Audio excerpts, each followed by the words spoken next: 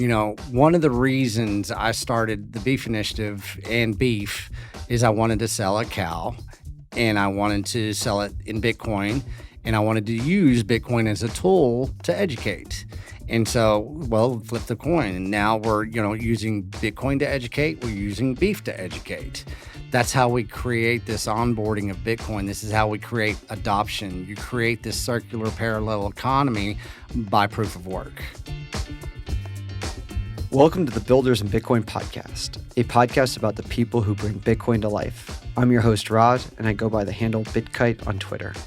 This week, I sat down with Texas Slim, founder of the Beef Initiative, who has taken his passion for Bitcoin, quality beef, and localism on the road over the last several years to educate and inspire others to build strong communities, including yours truly. In this episode, we discuss and dig into what the Beef Initiative is and why he started it, the launch of the forthcoming Tennessee Beef Initiative Micro Summit, the importance of thinking globally and acting locally, and a lot more. I enjoyed the heck out of this conversation, and I hope you will too. So let's just jump right into it. Slim, welcome back to the Bitcoin TV studio.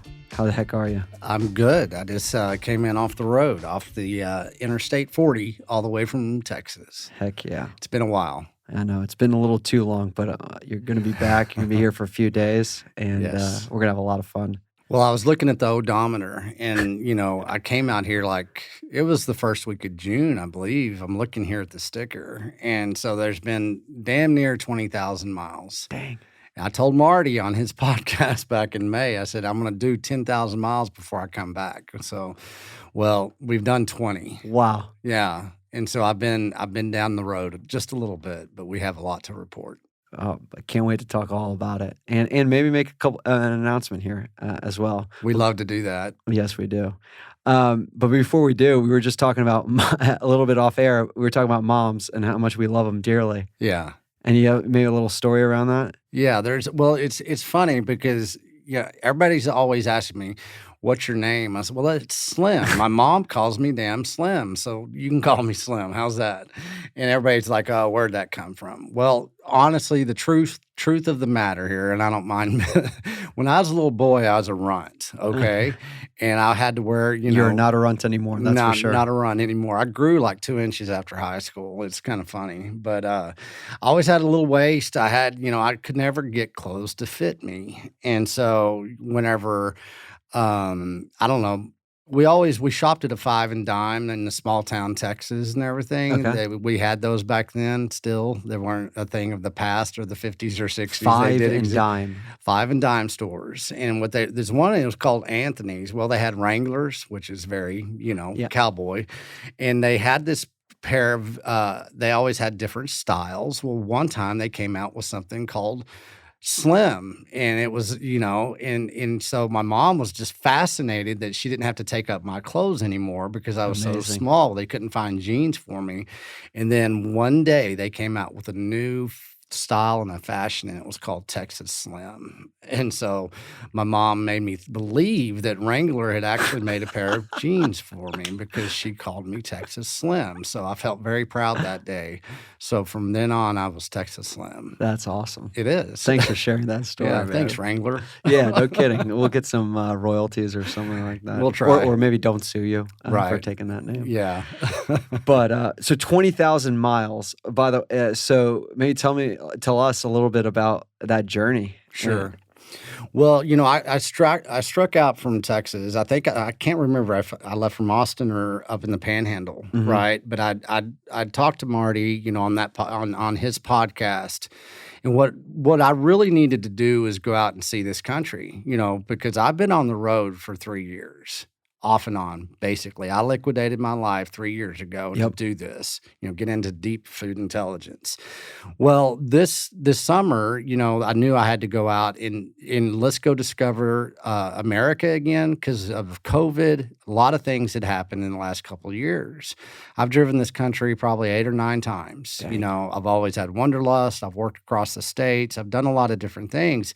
But back in spring and early summer, I knew that I needed to go out and see what's going on in ranching and in Bitcoin. I needed to go to the meetups, and I needed to go shake some ranchers' hands. And I didn't have a big plan. I knew that I needed to get to Nashville. And it was like a country and western song, Texas to Tennessee barn raising tour.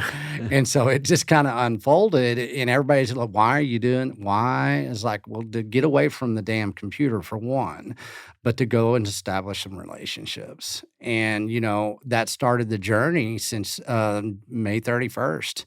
And my intentions have been to go out there and look at people in the eyes, shake their hands, and see where they are in Bitcoin and see where they are in ranching. And what I found was absolutely fascinatingly rewarding and absolutely terrifying. So, that's the journey that we take, but you're not going to find that journey unless you just kind of strike out. And so that's what I've been doing since, late May, 1st of June. And I can't even tell you how many places I've been, but, we can talk about them. Yeah, it reminds me a lot about Sid's journey. He was tour across America on his motorcycle. Yeah, and Sid came by here. Yes, he did. And he's coming in, isn't he? Soon, sometime? He'll be in soon. Yeah, maybe a couple days. Right. And we can't wait to have him back. But going into these Bitcoin, I forget who I was talking to. Bitcoin meetup organizers are a rare breed. They are.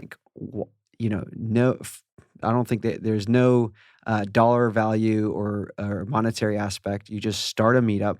You dedicate your time to organizing the meetup. And there is actually, and I do a meetup, so there is a lot of work that goes into it and a lot of pride and responsibility in running a good one, whether it's like a social one or all the way to a BitDevs.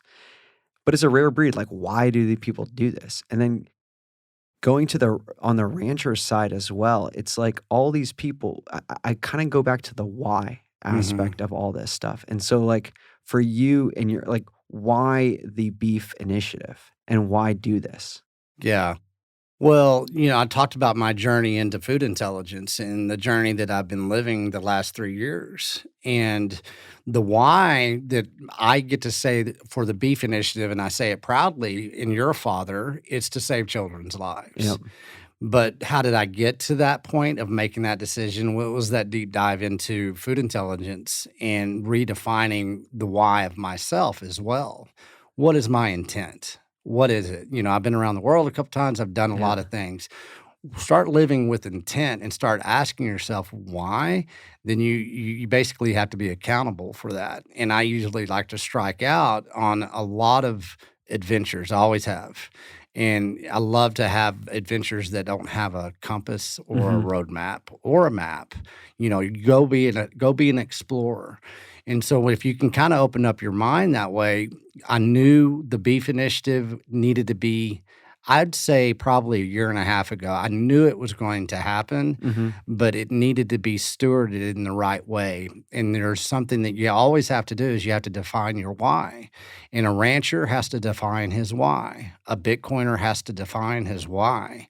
And, this journey the last couple of months is I wanted to go find those whys. Why are you doing this? Why are you not doing this? And you talk about, the size of the Bitcoin meetups. Yeah. Some of the best ones are 3 guys right now hacking it through. Couldn't agree more. And some of them are 100 people and they're hacking it through. Same thing with ranchers. Sometimes it's 1 rancher, 2, maybe 3 people in the family or somebody in the community, or maybe it's somebody like White Oak Pastures, Will Harris. They got 150, 160 employees now. Wow. So it's fascinating, the correlation of everybody's why in Bitcoin and ranching, and I had to go figure that out. And you brought up a good point when we were just chatting, which is, so for these meetup organizers, the content or the discussion is very Bitcoin focused, which is great. Sure. But there's a lot of similarities in the people and the makeup between ranchers and Bitcoiners. And one of your suggestions, and I don't want to put words in your mouth, was meetup organizers inviting their local ranchers or reaching out to ranchers and have them invite them to the meetup and maybe participate, if you want to expand on that. Yeah. In the beginning, my intentions wasn't to orange pill a rancher. My intentions was to create market access for people to be able to go feed their families, some good food, right? Some good beef. In the beginning, good Texas beef. And so by kind of evolving within my actions and my proof of work and, my compass that started getting pointed in the right directions, what I found out is a lot of people, we have a problem with the division of interpersonal communication in the United States right now. People have lost the skill set of knowing how to build relationships. Relationship building needs to be brought back into Bitcoin. It needs to be brought back into ranching. And so what I found over time is the best way that you can actually orange peel a rancher is to ask to be educated first. Say, would you educate me? Tell me why you do what you do. Where do you come from?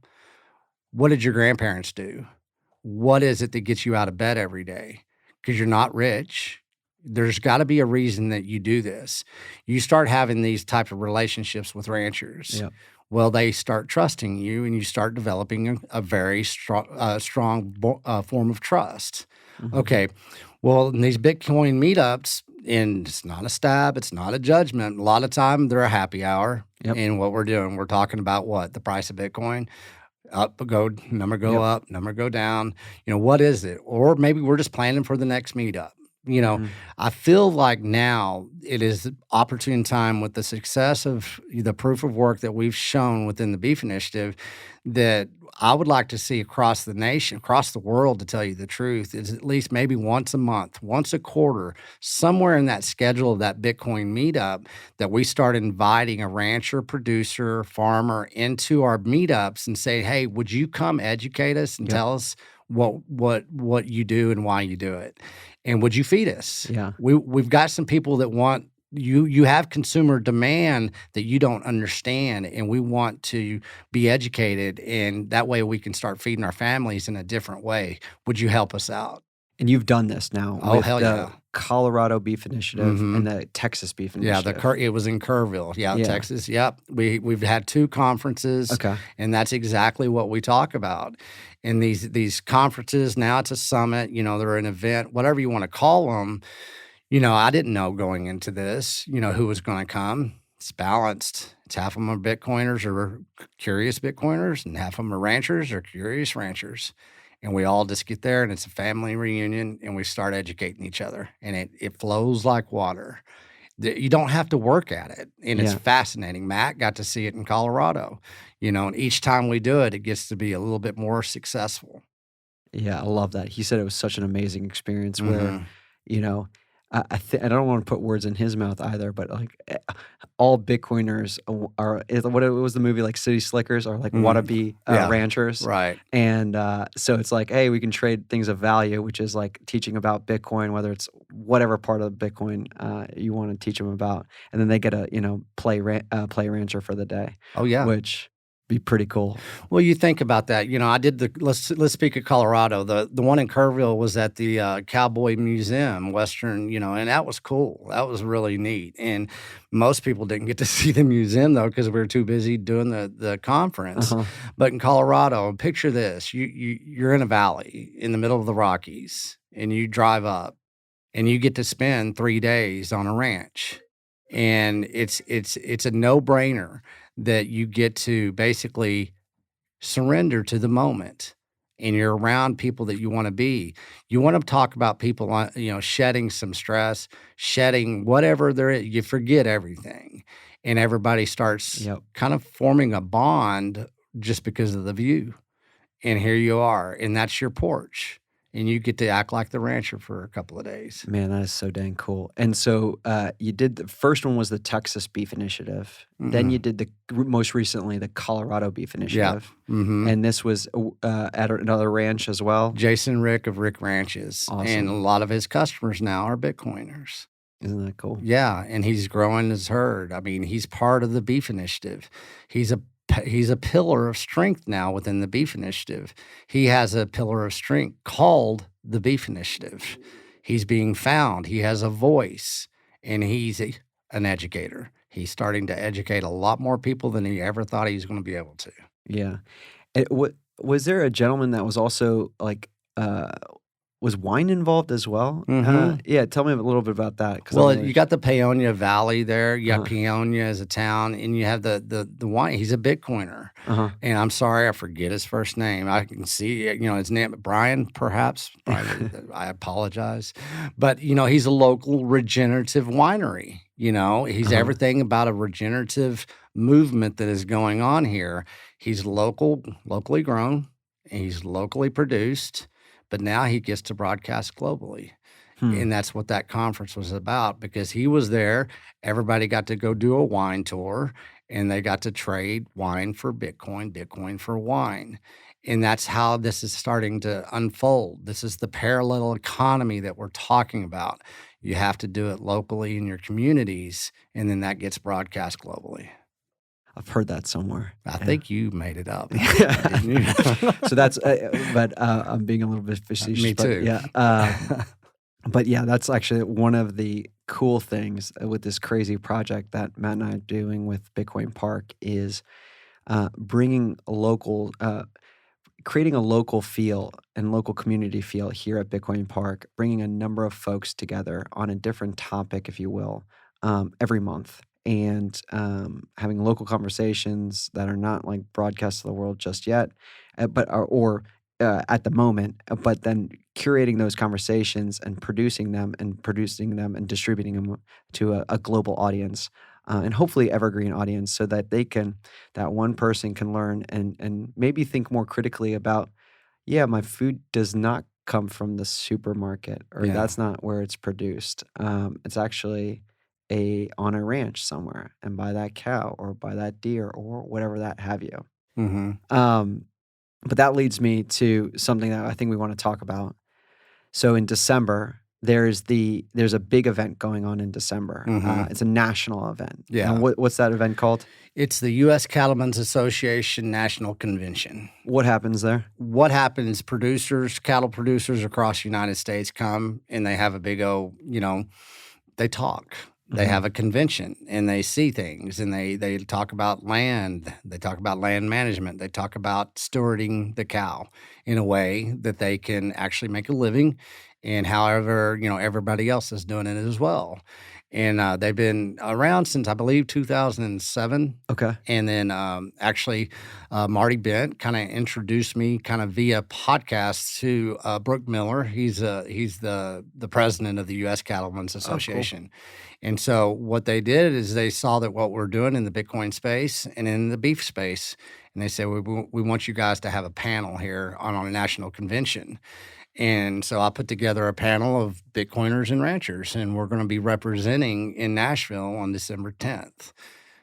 And so that's going to be a fascinating weekend. So it's December. Yeah. So December 10th is the panel. December 9th to 11th is this event. So Yes. How many people typically show up to this?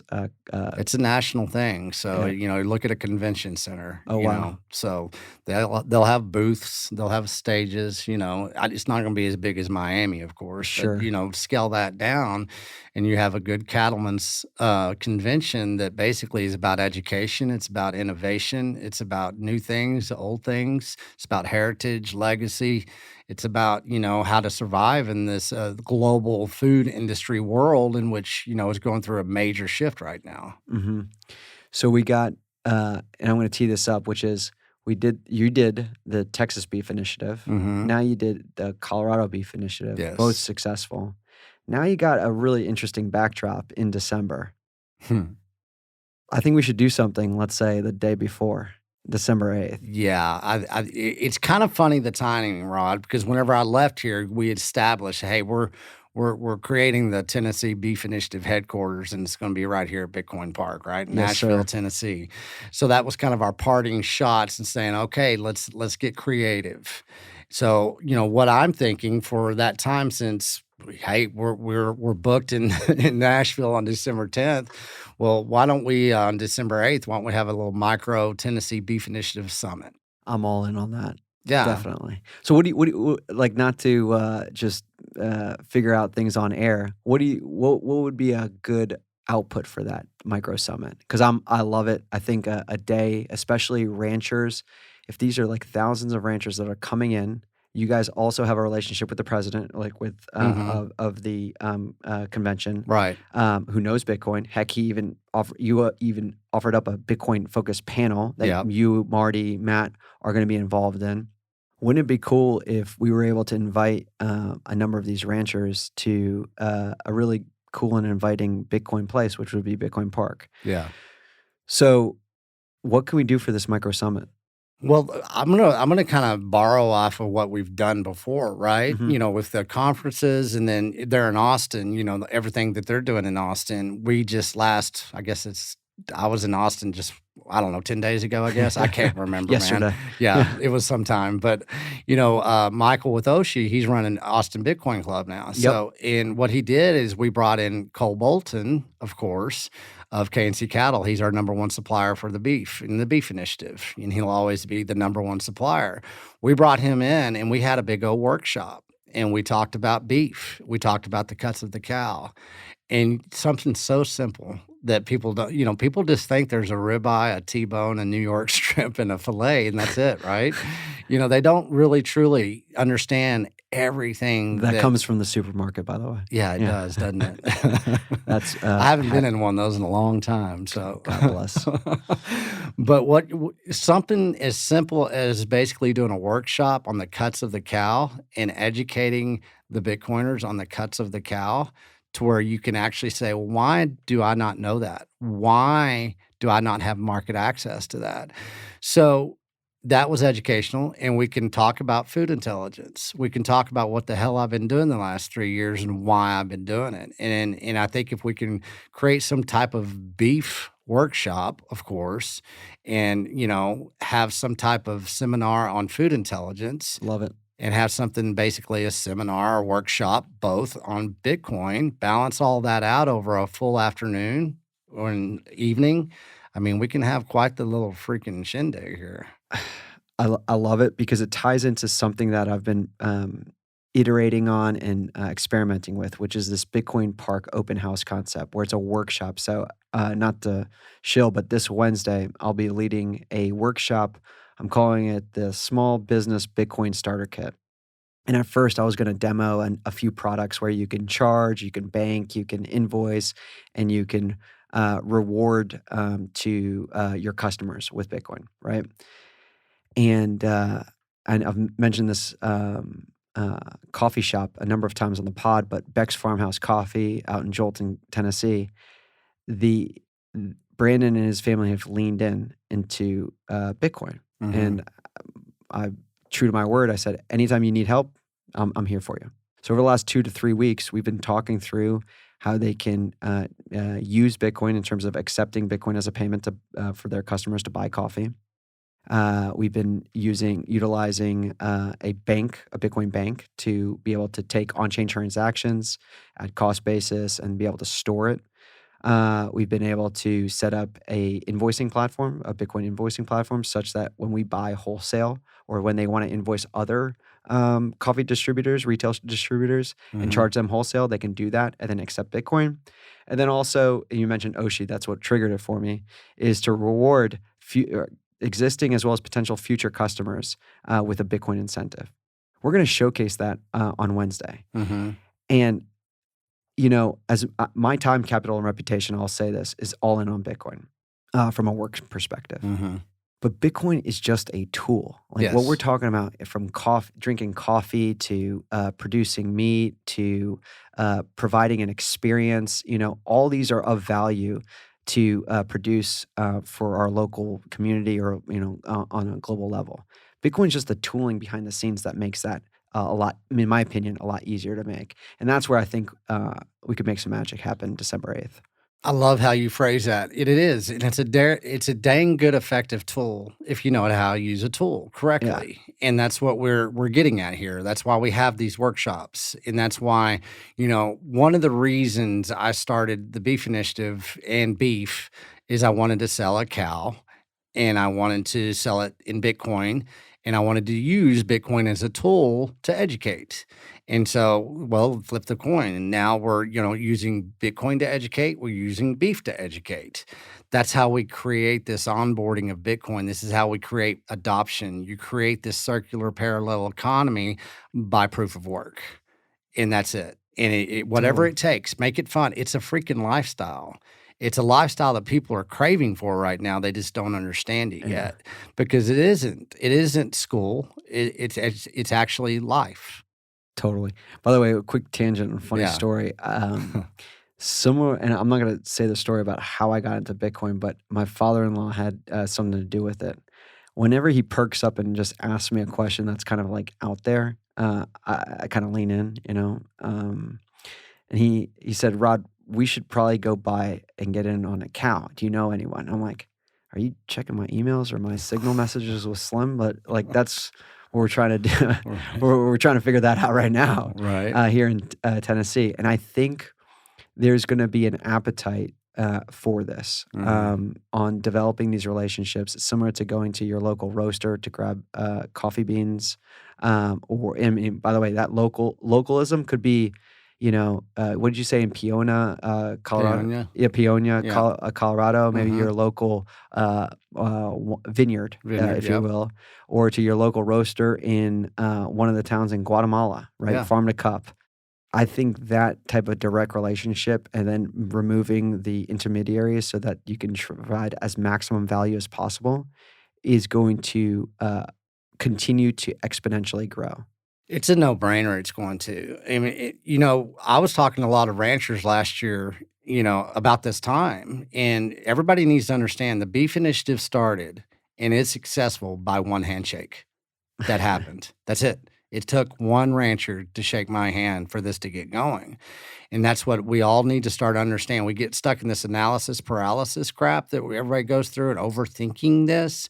But if you dumb it down just a little bit, make it a little bit more simple, it's peer-to-peer transaction with establishing a relationship that you trust.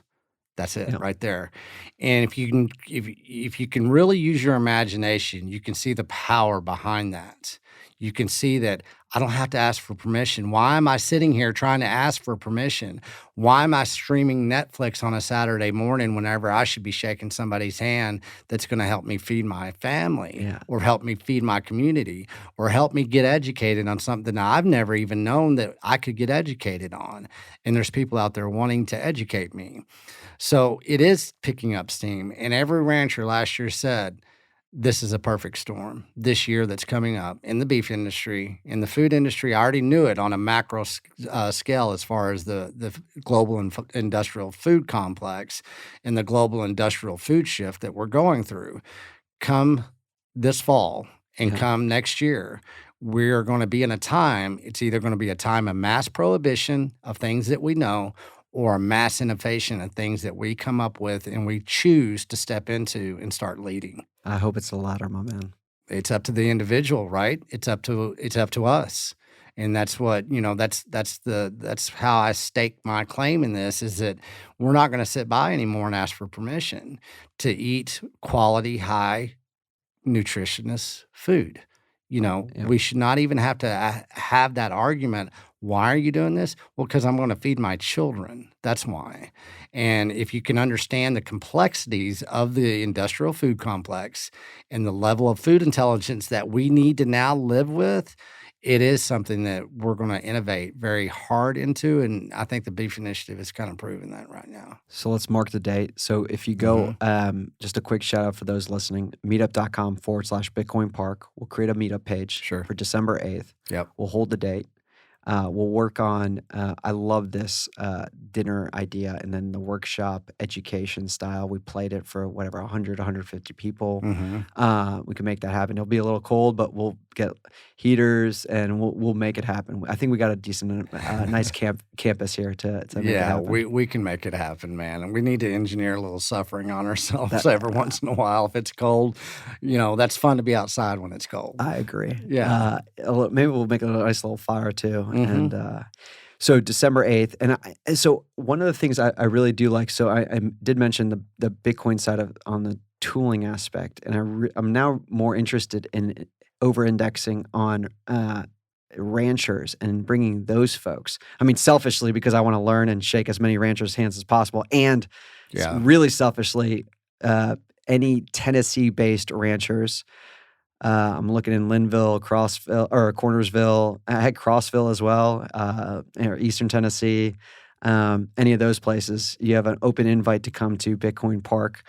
I'd buy you coffee and love to shake your hand. But on the Bitcoin side, what have you found to be valuable and from an we're using the word education, which I love. And instead of telling them like, hey, here's what you should know, what's resonated most with ranchers around Bitcoin? It's pretty diverse because, I picked regenerative because we want to get rid of the commodity, side of ranching. We want the regenerative. We want to rely on the soil, the grass, the cow, the producer, the processor, and then create our own market access, right? So it's kind of diverse as far as what the ranchers kind of tap into, but it takes that relationship building.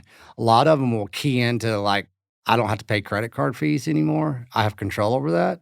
You bet. Yeah. Or let's talk about, hey, what was the store of the value of the cow whenever your grandfather was a rancher? Well, it was the damn cow. Well, not anymore, is it? Nope. You want a new store of value? Yeah. Okay, let's talk about a store of value.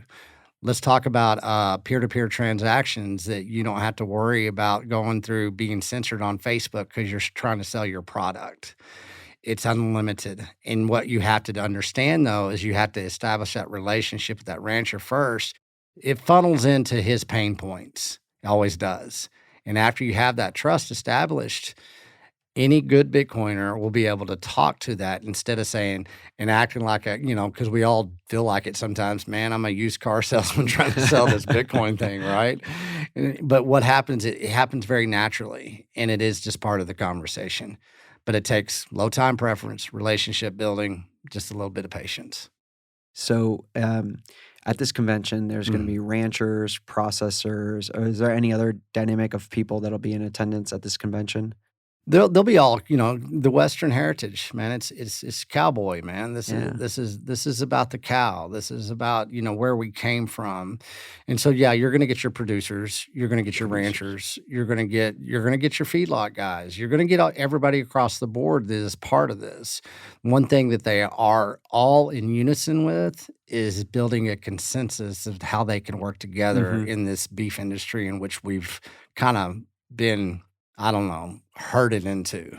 And so anybody that's within the beef industry is probably going to be there, which is good. That's what we need. Yeah. It's pretty diverse, but it'll be producer led. Yeah, and the reason why I bring that up is it just made me think of in January we're hosting we're creating and hosting the Nashville Energy and Mining Summit, and there's really 4 groups of people that we're going to curate and invite to this event, which are from policymakers to help educate and create a platform for them to learn more about Bitcoin mining.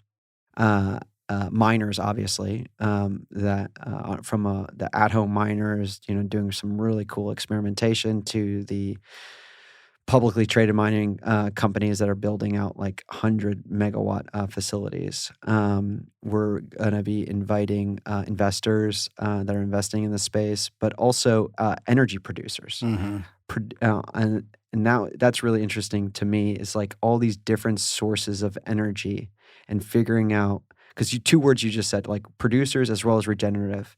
Like there's a common goal of figuring out a system that is sustainable and cost efficient, that has the highest output. And there's a lot of similarities between what we just discussed. So like, I want to organize and figure out a way, Slim, that we can really build out a really cool audience from producers to ranchers and really over-index there for the micro summit. Yeah, and that's a good segue even for now, because with these conferences that I've been putting on, we've started introducing mining to the ranchers' mindset. Talk to me. And they love it. They're like, what? How so? Well, you look at ranchers, there's a lot of land management that is involved. We'll talk about Texas and we'll talk about Tennessee. A lot of that land management sometimes has oil, sometimes it has gas, sometimes it has solar. So the tools are there to do mining. Sometimes you're out in the middle of nowhere and you have very cheap electricity rates. You have barns that you don't have to worry about noise. Mm-hmm. There's a lot of things that if you kind of dive into mining on a smaller scale that really intrigues them. And picture this. And Marty's got a buddy, here in Tennessee. What do they do? Well, they got blow off gas, and they kind of, use that blow off gas to generate a little electricity. Well, then they do a little mining. Well, next to that mining shed, guess what they have? They have grass. Well, there's a land tool. It's called a cow, and they're eating that grass and they're regrowing that soil. So you have a little wheel of energy. And that's how I put it to the ranchers. I said, you want to talk about a wheel of energy that never leaves that wheel? It just stays in that little wheel there. And your cow is part of it. So is your land. So is the soil. So is that natural blow-off gas. I come from the panhandle of Texas. You want to talk about blow-off gas? Yeah. I mean, it's just everywhere. And so all you have to do is, once again, introduce, a couple of conversations about, where's your store of value? How are you creating energy to be able to do this? Talk about the energy that pure animal protein creates for the human body. Mm-hmm. It's all there for the taking, as far as the conversation, as far as the education, and now we've got to pave that path. And the event in January, I mean, it's, once again, the timing is perfect. We're here. 100%. And by the way, I've already teed this up, but we have that as a topic to discuss, farming and mining. Really? Perfect. Well, not in that detail. Now you've given me a number of other ideas to think through. Mhm. But our mutual friend that you just kind of alluded to, I'm very impressed with what he's built, from farming and mining and combining that. And I think as Bitcoin mining evolves, energy sources continue to become easier to access, whether that's stranded natural gas to a number of other sources around stranded gas.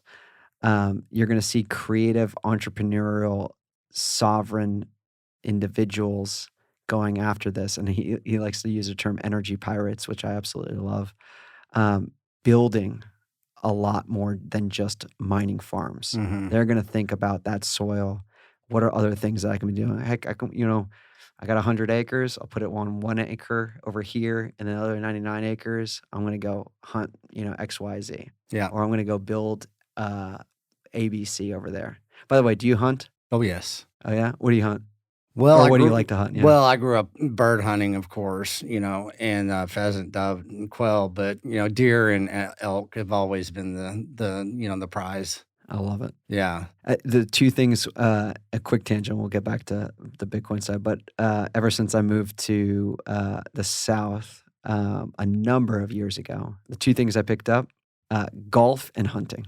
It's just like the two things. That's perfect. Yeah, it seems to go together. I mean, it's funny. I'm terrible at both, but Uh-huh. I really enjoy the craft and also the camaraderie. As even though golf you think is like an individual game, you're spending 4 hours with somebody with uninterrupted time. Typically, you just put away the phone. That's a whole nother experience. And then you just hit one good shot and you keep coming back and There you spending have way it. more money. But on the hunting side, similar to Bitcoin being a tool, you got to like really own that craft and practice. Like, from the 9mm to the rifle, long range rifle for deer, to what else do I have? A 12 for duck and a 20 for a quail or dove. Mhm. That craft and also the camaraderie with other folks to learn, from whether it's cleaning the duck or cleaning the gun to cleaning and what do you call? Oh my God, I can't believe I'm butchering this. No pun intended. When you dress the deer to all the other things, and you clean off the dove, and you actually go through that entire process. Yeah. It's been extremely educational. And I always like to joke, like, or not even joke, I just say, like, getting your fingernails a little bit dirty in terms of the whole process. Whether you say, you know what, that's just not for me, and here are the reasons why, but at least you went through that experience. It gives you a little bit more appreciation. Well, and you brought up golf and hunting, right? You know what they both require? What's that? Is patience. Yeah. And low time preference and focus and intentional behavior. and so many things that basically, is required in Bitcoin, from the education to the understanding and everything. And, in hunting, I like it because it's something that basically, no matter the outcome, you're always having to really pay attention to your environment. And that makes you a very good hunter. And so somebody that can master that, it's not about the kill. Yeah. And that's what you hear over and over again. And if you know anything about hunting or hunters, it's always about the hunt itself. And so how do you look at that in your life? And it gives you a lot of perspectives. Yeah. And so if you can look at if you can look at it in the right way, everybody says, "Oh, I don't like to kill animals," but and that's fine. We can leave that. You don't have to kill on a hunt. You can hunt. You don't have to kill. And so that's up to the individual self. Yep. But what you learn by learning how to hunt is an educational experience that definitely helps your life. I couldn't agree more. And that's where it's like, I think we saw probably a rush during like the early stages of COVID, people going out and buying like a bunch of, whether it's ammo or guns and so on. And I was talking to my friends, I'm like, and again, my personal opinion that, I'm not saying I recommend this or not, but this is my belief. It's you buy the tool, you should practice how to use the tool and not just buy it just to have or sitting around the house. But that's a whole nother topic. But that's great. I mean, and by the way, 2023 is going to be a big year. Yes. We got a lot of things in store. So I'm really pumped about the Micro Summit. By the way, we're going to do something. Matt and I are cooking up something around golf. Oh, really? So yeah. I'll tell you about it off air because it'll be pretty cool. I used to do a lot of golf in Austin. Really? Oh, yeah. I did the Willie Nelson type golf, the hippie punk cowboy. What is that? Well, Shiner Bach, and, every once in a while there's a joint, of course. It's Willie Nelson golf. It's the Texas Hill Country. Hey, man. Okay. He had a golf course. I never got to play on it. But, it was just those times when I was younger, that's what we did. We were all hippie punk cowboys, drank beer, and we played in the Hill Country, and we played golf when everybody else was working. So, Tom, we won't call this out in the show notes, but if someone's listening to this, I'll give them a little teaser. So, in the spring of next year, we're going to do like a little bit of a foursome here in Tennessee. We got access to a couple of nice courses, and what we want to do is have as part of a foursome, like a Texas Slim, like the captain of the foursome. Right. So you could be the Willie Nelson. What would you just say? The Willie Nelson hippie punk cowboy. That's your foursome team name, and you're gonna go recruit 3 other guys to Hell your yeah. team. Let's do it. Heck yeah. I've got it.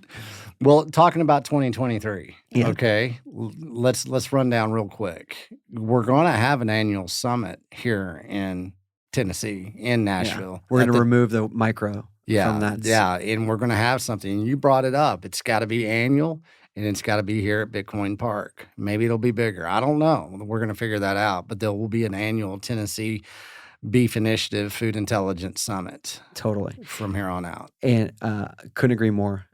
Mi casa, su casa. So like this canvas and campus that Matt and I are trying to build out, which is a lot of work, but it's cool in the sense that we are able to host and figure out things like this. And I wouldn't even bigger is an interesting word. It's like, how do we enhance the experience for the local folks that are attending to maximize their experience, and then globally distributing it so that anyone in the world can like really take one simple nugget and then apply it in their own daily lives, whether it's at their meetup to then hopefully be inspired to go out and reach out to their local rancher, to whatever else have you.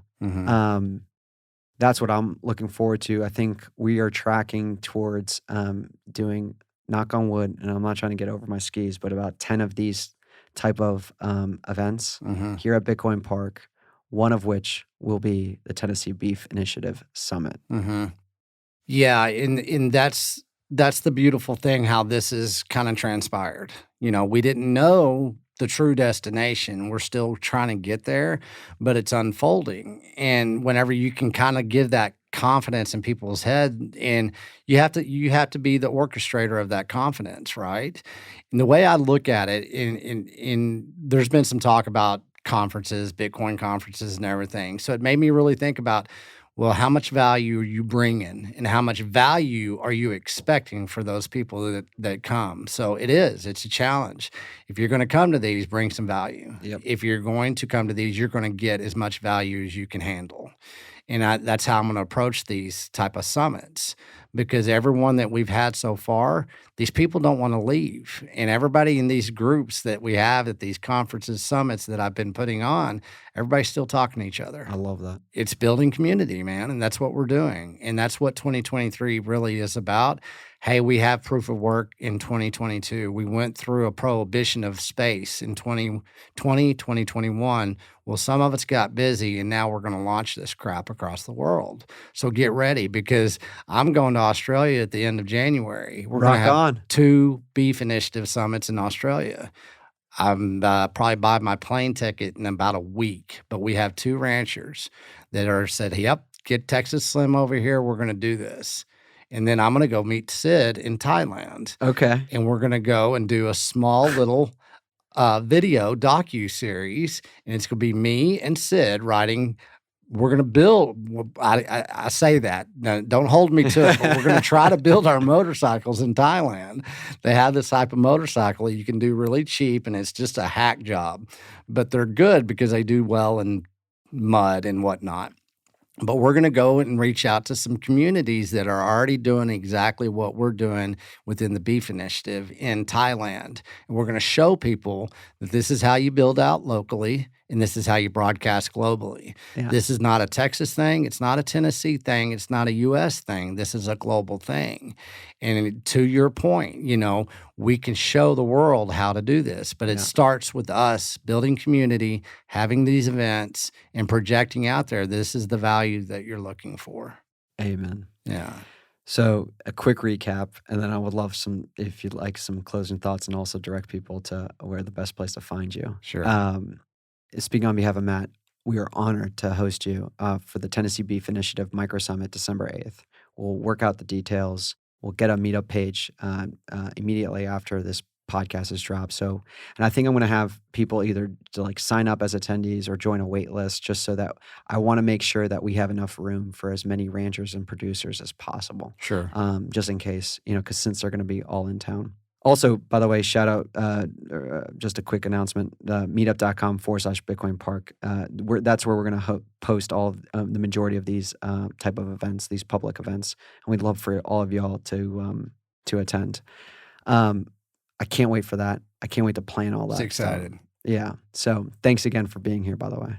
No, I couldn't wait to get here, man. It's been too long. I've talked to Matt a couple of times. I mean, we haven't talked that much because you've been busy, Matt's been busy, I've been busy, but we ping each other every once in a while. And I told you today, I said, hey, man, I'm coming home. I haven't seen my family in a while. So this is what people need to understand, that this lifestyle is out there. Let's all start participating. Let's all exchange that value for value exchange. And you're giving us the canvas here in Nashville. And I just told you before we went on air, is I got to find a way to live here about a third of the year at least, especially right now because it's fall and it feels beautiful. It does. Well, this Tennessee family, the entire Tennessee family here loves you, Slim, and is very thankful for everything you're doing. And we will always have an open door for you, my man. Man, I appreciate it. And, we're, and I have to say this, my message and my signal has always been based on how much beef we're selling. That's it. That's our bellwether. Well, guess what? My signal's getting really loud right now because all of a sudden we're selling a hell of a lot of beef, and we're doing it in fiat, we're doing it in Bitcoin, and it's about half and half now. So that's a good way to where can people buy beef? Where can people find you? Beefinitiative.com. Everything's there, from our summits to education to the podcast to beef, everything. Go to beefinitiative.com. You can find me, anywhere really. Texas Slim. I think you can do a Google, you'll find me. You in a pair of, Wrangler pants. Yeah, Texas Slim, man. Texas Slim. I love it, man. Well, Slim, thanks again for being here. This was truly an honor. Hey, man. Appreciate you, Rod. It's going to be a fun journey. It's already been one right now, so. Rock and roll, man. Let's do it. Cheers. You bet. Hey, everyone. I hope you enjoyed my conversation with Slim as much as I did. Building locally focused economies is all about cultivating quality relationships, and Slim certainly knows a thing or two about that. If you're enjoying the pod and want to auto-magically stay up to date, please like and subscribe in your favorite podcasting app. And make sure auto-download is on. This would also mean the world to me. So what else do I do in Bitcoin? Well, I curate a morning email about Bitcoin at wakeupwithbitcoin.com. You can skim for 30 seconds or dig into it for 30 plus minutes. The choice is yours and it's free. So consider subscribing or passing along to friends who are interested in Bitcoin-focused info each morning. Lastly, come visit us in Nashville at Bitcoin Park. I continue to be amazed and inspired by the Bitcoin community here in Nashville, and it's growing. We hinted at a number of events, workshops, and meetups during the pod. More to come on this, especially in 2023. So if you want to be the first to know, consider joining our meetup page at meetup.com/Bitcoin Park. Until next time.